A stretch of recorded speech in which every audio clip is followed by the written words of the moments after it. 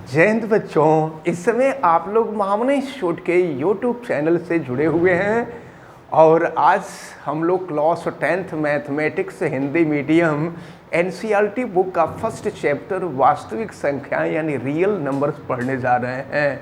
और आप लोगों ने देख लिया होगा कि हमारे बच्चों के अंदर कितनी एनर्जी है। और चलिए आगे बढ़ते हैं। आज हम लोग वास्तविक संख्याओं का लेक्चर 4 शुरू करने जा रहे हैं और लेक्चर 4 में ये जो लेक्चर चल रहा है ये न्यू बैच के लिए चल रहा है 2023 to 2024 के लिए। और आज हम प्रश्नावली 1.1 पढ़ रहे हैं जो यूक्लिड विभाजन प्रमेयिका पर आधारित है। हालांकि इससे बहुविकल्पी प्रश्न भी बहुविकल्पी प्रश्न के साथ साथ हो सकता है कि लॉन्ग क्वेश्चन भी पूछे जा सकते हों, तो इनको भी हम देख लेते हैं। जैसा क्वेश्चन आएगा वैसा हम लोग उसका जवाब देंगे।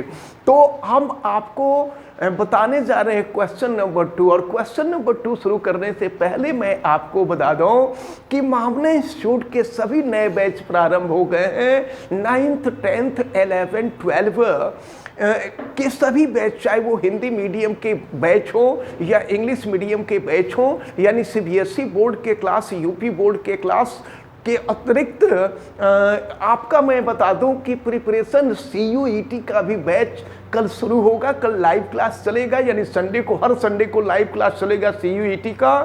तो अब यानी common university entrance exam test, तो ये जो होगा इनका भी क्लास कल से शुरू होगा, यानी संडे से शुरू हो जाएगा।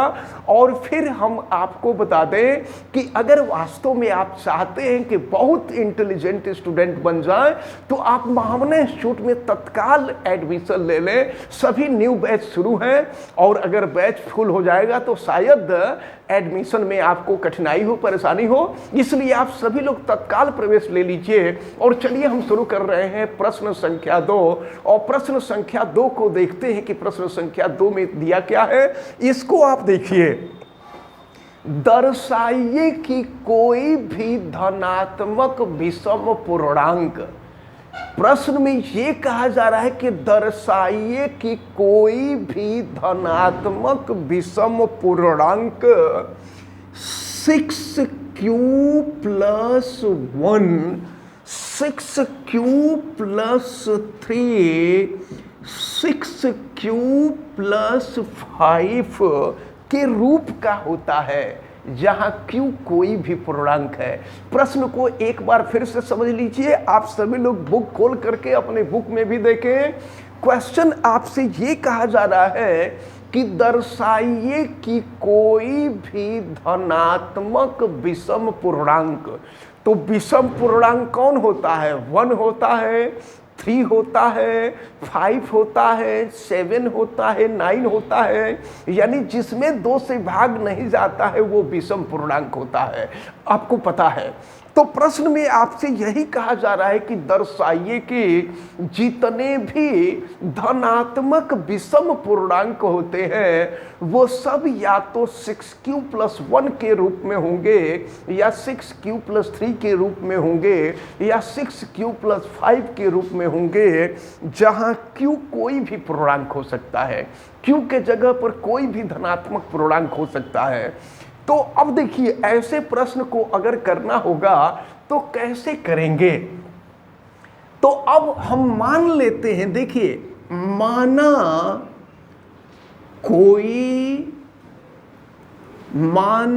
कोई धनात्मक, प्रश्न में जो दिया है, माना कोई धनात्मक विषम पूर्णांक, धनात्मक विषम पूर्णांक, धनात्मक विषम पूर्णांक a है। और सुन लीजिए, यहां पर जिसका गुणा दिया होगा, 6 का गुणा दिया है ना, यहां भी 6 से 6 के गुणा है, तो वो b की वैल्यू होती है, a है, तथा b = लिख देंगे 6, b = 6। तो माना कोई धनात्मक विषम पूर्णांक a है और b की वैल्यू 6। कोई भी क्वेश्चन आएगा ना तो यहाँ जो नंबर दिया होगा उसी को b मानेंगे। और जानते हैं तथा r जो होता है रिमाइंडर होता है, r का जो मान होता है वो 6 से हमेशा कम यानी b से हमेशा कम होता है। रिमाइंडर की जो वैल्यू होती है, शेषफल की जो वैल्यू होती है वो 6 से हमेशा कम होगी, 20 से हमेशा कम होगी। यानी ये वैल्यू होगी 0 1 2 3 4 5 हो जाएगी। और एक बात आप जरा समझ लीजिए, 0 सम संख्या मानी जाती है, 0 को सम संख्या माना जाता है। तो 0 को सम माना जाएगा, दोस्तों सम संख्या ही होती ही है, और यहाँ पर 4 भी सम संख्या है। तो जब हम a विषम पूर्णांक लिए हैं तो जो r होगा शेषफल होगा वह भी हमेशा विषम हमको लेना पड़ेगा। तो चलिए हम देखते हैं यूक्लिड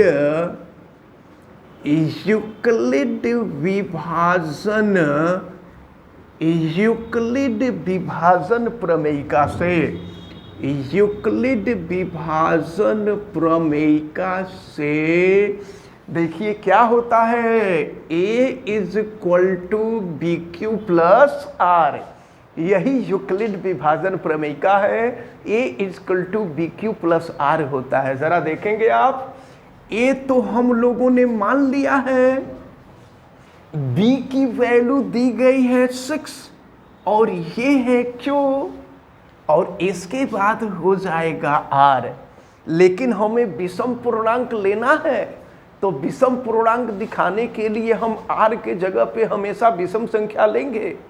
तो r के जगह पर विषम संख्या यानी r के जगह पर अगर 1 लेते हैं, r इज इक्वल टू 1 लेने पर अगर r के जगह पे 1 ले लेंगे तो क्या हो जाएगा, देखिए a is equal to 6q plus 1 हो जाएगा। पहला वाला मिल गया ना, क्योंकि हमको विषम पूर्णांक लेना है, और विषम पूर्णांक लेना है तो हम लोग विषम संख्या को ही लेंगे। अब इसके बाद देखें, अब अगर r इज इक्वल टू 3 लेते हैं, r इज इक्वल टू 3 लेने पर सम संख्या नहीं लेंगे क्योंकि विषम पूर्णांक ही लेना है। तो ये हो जाएगा a is equal to 6q plus 3 हो जाएगा। और अगर हम r इज इक्वल टू 5 लेते हैं, 5 लेने पर तो a इज इक्वल टू हो जाएगा 6q प्लस 5। तो इस प्रकार देखें, आपसे यही कहा जा रहा था, सिद्ध हो गया। अब यहां पर लास्ट में लिख देंगे, यहां पर अगर सिद्ध करने के लिए कहेगा तो, नहीं कहेगा तो नहीं लिखेंगे। तो अब लिख दिया जाएगा यहां पर लास्ट में कि अतः सिद्ध होता है, अतः सिद्ध होता है कि कोई भी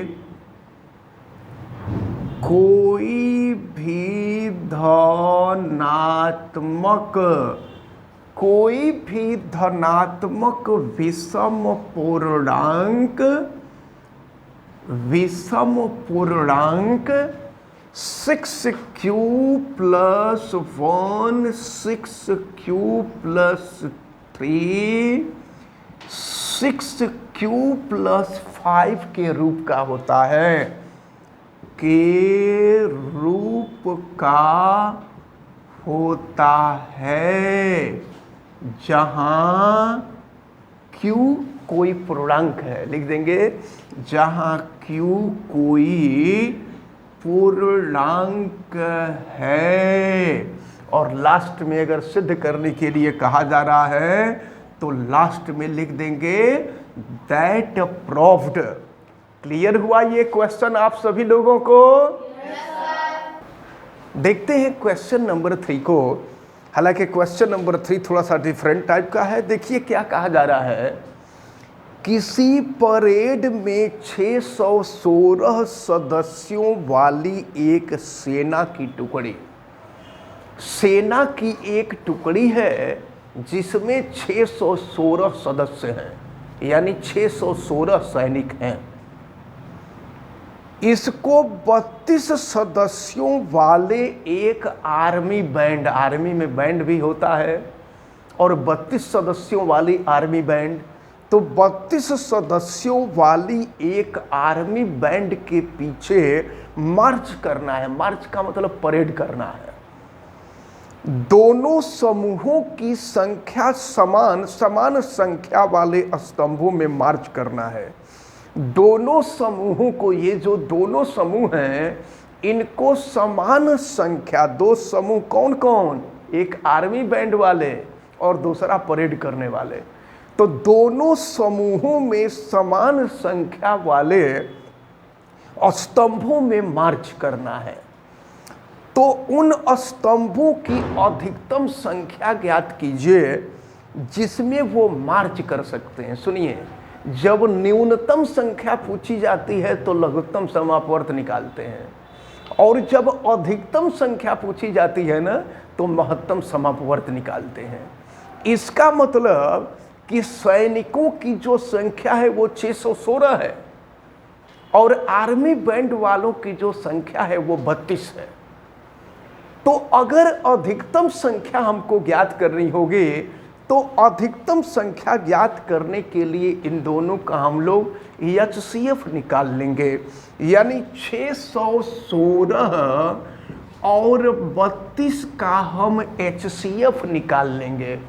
पहले हम आपको साधारण तरीका बता देते हैं, और फिर अगर आपको यूक्लिड विभाजन एल्गोरिथम से करना होगा तो यूक्लिड विभाजन एल्गोरिथम भी हम आपको बता देंगे। लेकिन याद रखे रहिएगा, जो बड़ी संख्या होती है वह ए होती है, बड़ी संख्या ए होती है, और जो छोटी संख्या होती है वो बी होती है। अब देखिए क्या करेंगे, यहाँ 32 से हम भाग देंगे 616 में। तो देखिए सबसे पहले कितनी बार भाग जाएगा, यहां देखा जाए तो अगर हम एक बार भाग ले जाएं तो ये हो जाएगा 32, और इसके बाद इसको फिर हम देखें 32 से हम भाग ले जाएं तो एक बार भाग न ले जाएं बल्कि 19 बार अगर हम भाग ले जाएं तो ये हो जाएगा आपका 608, और 608 बार अगर भाग जाए तो देखिए यहाँ से घटा लेंगे तो 8 हो जाएगा। तो अब हम जो है पहले इसको करें, तो इसको यूक्लिड विभाजन प्रमेयिका से, यूक्लिड विभाजन प्रमेयिका से, यूक्लिड विभाजन प्रमेयिका से, तो यूक्लिड विभाजन प्रमेयिका में a is equal to b q plus r होता है। तो a के जगह पे 616 और b के जगह पे 32, q के जगह पे 19 और r के जगह पे 8 हो गया। लेकिन r की वैल्यू यहाँ 0 नहीं है। जब r की वैल्यू 0 हो जाएगी तो हमारा महत्तम समापवर्त निकल जाएगा। अब जानते क्या करेंगे, अब इस 8 से भाग देंगे हम 32 में, तो ये हो जाएगा 8 चौका 32, पूरा पूरा भाग चला गया। तो अब देखिए क्या हो जाएगा यहाँ, अब यहाँ लिखा जाएगा पुनः यूक्लिड विभाजन, पुनः यूक्लिड विभाजन प्रमेयिका से, यूक्लिड विभाजन प्रमेयिका से यहाँ पर जो बड़ा नंबर होगा वो a हो जाएगा, a की वैल्यू 32 हो जाएगी, और छोटा नंबर जो होगा वह b हो जाएगा। b की जो वैल्यू है ये है 8 और r तो यहाँ 0 हो गया।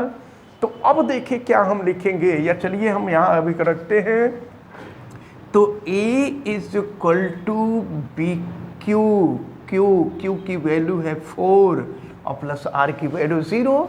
तो यहाँ पे r की जो वैल्यू, r यानी रिमाइंडर 0 हो गया। तो r की वैल्यू 0 हो गई। जब r की वैल्यू 0 हो जाती है ना, तो हमने बताया था कि उस समय b का जो मान होता है वही HCF होता है। तो अब हो जाएगा HCF इज इक्वल टू 8 हो जाएगा, ठीक ना।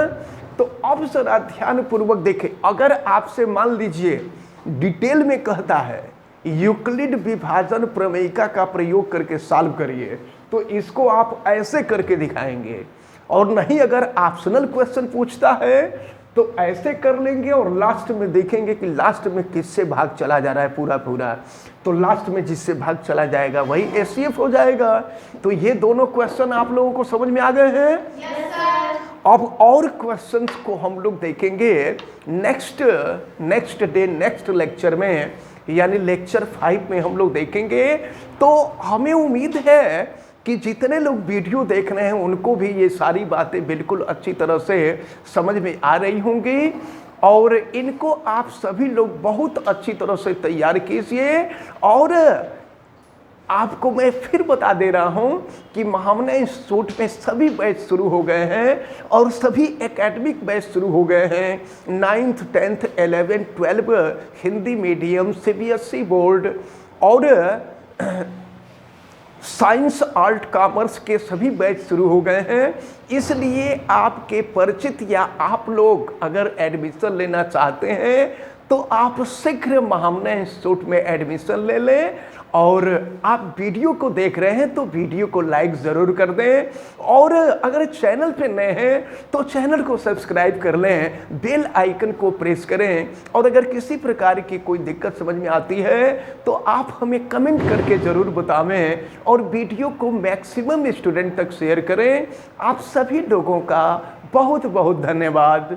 जय Hind. Thank you sir. Your most welcome.